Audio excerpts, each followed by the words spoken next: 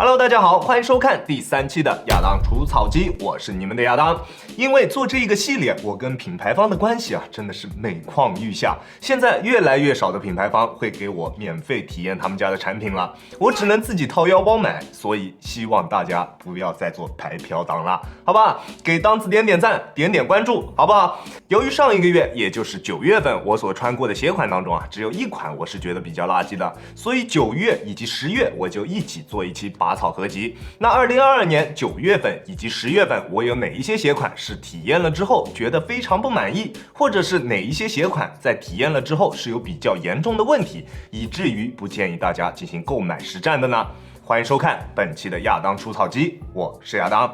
本期节目由您的点赞赞助播出。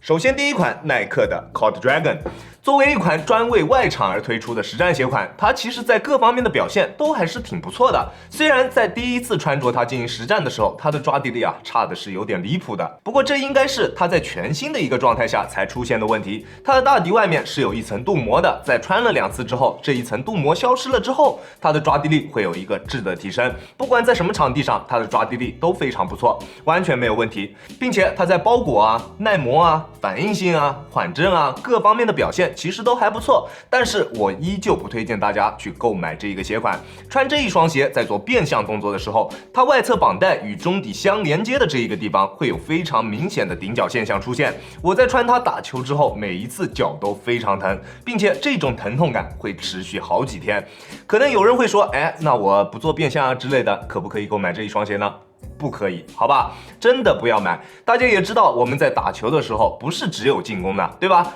在你防守的过程中，你的侧向移动其实是最多的，所以它一定会出现顶角的现象，而且非常非常疼，真的非常疼，对于足部的健康是非常不利的。这样的鞋款我是不推荐大家购买的。第二款，球鞋博主造鞋计划中造势造的最大的一双 Player One。虽然当初椰子说这一双鞋不会像科比的鞋，但是最后出来这一个样子，你看看，哪一个角度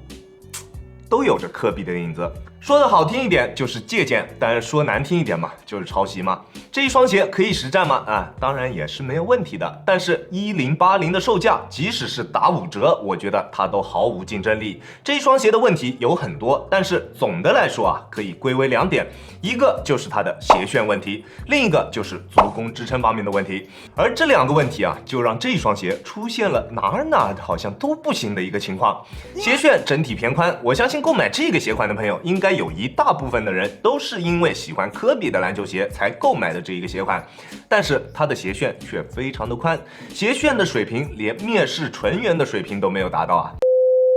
因为鞋楦太宽，我看到网上有不少人都在抱怨它的锁定差，甚至还有人穿这一双鞋把自己的脚趾头都顶出了血不过有一说一，只要你狠狠的去拉紧它的鞋带，它在锁定方面确实会有比较明显的提升，很少会出现顶脚趾或者是掉跟的现象。不过与此同时，你要承受的是非常非常严重的鞋带勒脚背的问题，勒脚的疼痛感比 GT Run 更为严重。反正我拉紧鞋带之后再去打球，打个1个小时都根本没有办法坚持下去，可能打个30分钟已经是极限了，真的太疼了。第二点，足弓支撑，它的鞋垫做的整体脚感确实是不错的，刚上脚那一刹那确实有一点点磕8或者是磕9的感觉非常棒。就单论鞋垫，它做的确实比李宁的808和国桥的杜亚 Pro 2做的要好，起码在脚感方面是更好的。不过它同样在足弓支撑方面有明显的欠缺，在发力蹬地的时候能明显感觉到足弓的拉扯感，感觉非常糟糕。这个可以分为2个方面来说，第一个方面就是它鞋垫的造型问题。它的鞋垫跟我手上这一双科比9代的鞋垫进行比较的话，你可以明显看出来它在足弓位置是要明显宽一点点的，并且科比9代的鞋垫在足弓处的位置，它的高度是整一副鞋垫里面最高的一个地方，比后掌的高度是要明显高一点的。在发力突破的时候，你的足弓依旧会与球鞋贴合住，不会空出来。而 Player One 这样的鞋垫在实战的过程中会出现比较明显的在运动过程中足弓部位失去支撑的一个情况，在运动的过程中会出现比较明显的足弓拉扯感。第二点就是整体的外部框架问题，大家也可以看到科比9代在没有鞋垫的情况下，整体的刚性依旧是有保证的，而我们国产的这一些带有抽拉式鞋垫的篮球鞋，拿掉了鞋垫之后，就跟喝多了一样，绵软无力啊。这些东西不是说你想要做就可以去做的，别说是椰子了，就连我们国产的大哥李宁都还没有玩明白，对吧？步子不要迈太大，容易扯着蛋。